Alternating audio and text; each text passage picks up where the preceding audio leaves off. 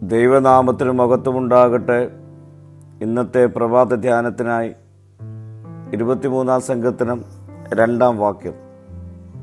പച്ചയായ പുൽപ്പുറങ്ങളിൽ അവൻ എന്നെ കിടത്തുന്നു, സ്വസ്ഥതയുള്ള വെള്ളത്തിനരികത്തേക്ക് എന്നെ നടത്തുന്നു. പോഷണമൂല്യം വളരെയുള്ള പച്ചപ്പുല്ലും ശാന്തതയുള്ള ശുദ്ധജലവും നൽകി നടത്തുന്ന ഇടയന് ആടുകളുടെ ഭക്ഷണപാനീയങ്ങളുടെ ആവശ്യം മാത്രമല്ല, വിശ്രമത്തിൻ്റെ ആവശ്യവും അറിയാം. അതുകൊണ്ട് കിടക്കാതെ, ഒരു വിശ്രമവും ലഭിക്കാതെ എല്ലായ്പ്പോഴും ഓടി നടക്കുന്ന ആടിനെ അവൻ നിർബന്ധിച്ച് കിടത്തും.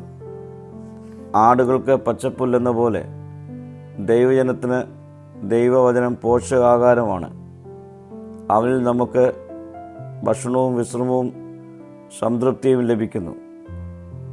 കർത്താവിലുള്ള വിശ്വാസത്തിൻ്റെ വിശ്രമം ശാന്തതയുള്ളതും ഉന്മേഷം നൽകുന്ന അനുഭവമാണ്. അവൻ്റെ സ്നേഹത്തിൽ പച്ചയായ പുൽപ്പുറങ്ങൾ അവൻ നമുക്ക് നൽകുന്നു. പ്രിയ സ്നേഹിതരെ, കർത്താവിനെ അനുഗമിക്കുന്ന ഒരുവന് ആത്മീക പോഷണം ലഭിക്കാതെ വരികയില്ല. ആത്മാവിനുള്ള ആഹാരം ദൈവവചനമാണ്.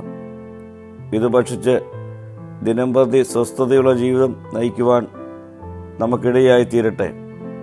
പ്രാർത്ഥിക്കാം. കർത്താവേ, നിന്നോട് സ്വസ്ഥതയും സന്തോഷവും ലഭിക്കുവാൻ ദിനംപ്രതി എനിക്കിടയാക്കണമേ. മഹത്വം നീ എടുക്കണം. യേശുവിൻ്റെ നാമത്തിൽ തന്നെ. ആമീൻ.